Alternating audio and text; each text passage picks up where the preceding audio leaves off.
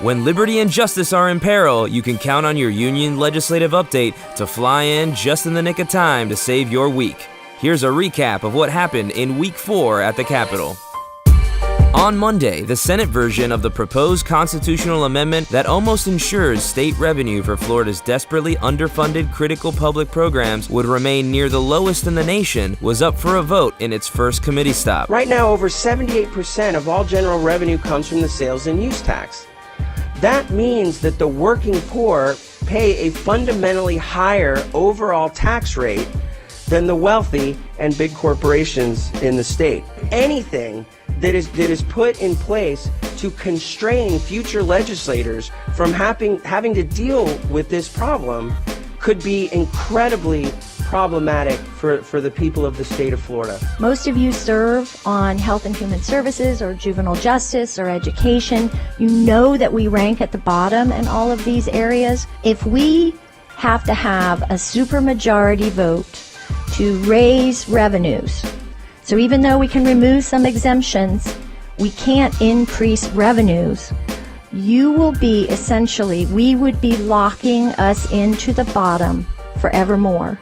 The fact that it would be harder to raise revenue but remain just as easy to carve out special interest tax breaks just means that our tax code will continue to become more and more regressive over time. SB 1742 passed its first committee on a party line vote. On Tuesday, evildoers set their eyes on their latest scheme to privatize public education in Florida. HB 1 is this year's signature piece of legislation for House Speaker and charter school darling Richard Corcoran. The bill claims to tackle the issue of bullying in schools by pushing victims of bullying to apply for taxpayer-funded vouchers to attend a for-profit charter school of their choosing. What about the bully, you ask? Well, they get to stay at the public school without consequence.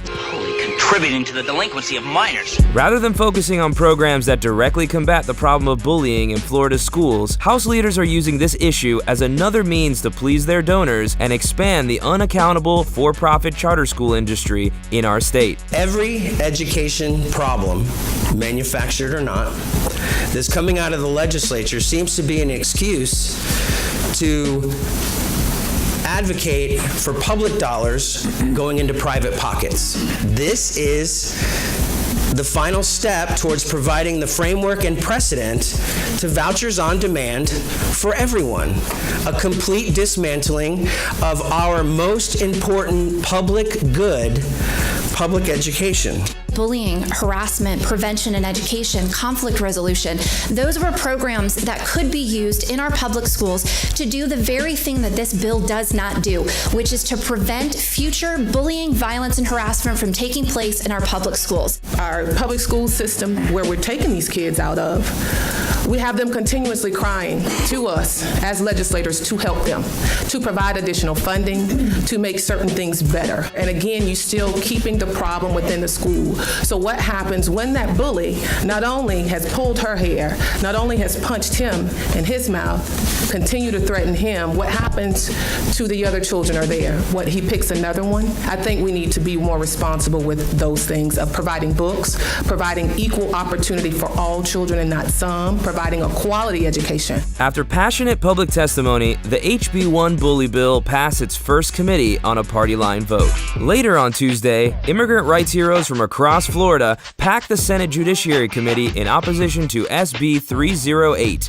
the Senate version of the unconstitutional and anti-immigrant HB 9 bill that passed the House the first week of session. In a move that all but guarantees that this reprehensible piece of legislation does not have the votes to pass in the Senate, the sponsor of the bill temporarily postponed SB 308 from being heard in committee. Our sisters and brothers of the Florida Immigrant Coalition spoke out on what this means for immigrant families in Florida. We're looking to stop SB 308 and HB 9, which is the companion in the House, and it already passed. It is an anti-immigrant bill, unconstitutional, which basically forces police officers and local authorities to work as immigration custom enforcement. And you can go back to the videos and you can see that more than 200 people were there. You can name it teachers, students, labor, everyone was there. And we thank you all for the support, and then hopefully we keep seeing you all supporting our issues, because we'll be there for all of you as well. If you thought our legislative villains were done trying to bust up unions or attack public education this session, meet the massive new education train bill, HB 7055. Is everybody paying attention? Much like the controversial HB 7069 that passed in the final hours of the 2017 legislative session, this over 200-page bill is full of poorly vetted policies aimed at defunding public education in our state and busting up teachers' unions. The range of this bill is ridiculous. What does Medal of Honor Day have to do with a lobby ban for appointed school superintendents? What does the latest attack on the bargaining rights of the instructional personnel in our schools have to do with forcing school districts to give away unused property to charter schools? It appears log rolling is becoming the standard for doing legislative work in this state. It just amazes me that wherever we seem to be able to do it, we keep taking shots at our workers and our unions. Why we need to take a shot at them and add this stuff into Section 48, which is similar to House Bill 25. I just don't think it's necessary. We're talking about budgeting money, to try to improve our education system, and I just don't think that belongs there. This bill is awful. Just think about it, and it's very simple premise. We're talking about victim, bully, and we're setting up a narrative as if you got to choose one side or the other. Well, I'm not doing that. I'm choosing the child and what's best for our children. We are diverting money away from traditional public schools, and I was always taught the money should follow the need, and that's where the need is most. HB 7055 flew past its one and only committee stop on a party line vote and could be brought up for a vote on the House floor as early as this coming week. Take a moment to call 855-235-2469 and tell your local representative to stand up for our public schools, our students, and our teachers by voting no on HB 7055. Week 4 ended in action and worker solidarity with a rally to support funding for environmental protections and a ban on fracking in Florida. The most precious thing we have in this state is our environment, and we have bipartisan proposals to ban fracking that can't even get a hearing in the House. That's the kind of stuff that gives this building a bad name.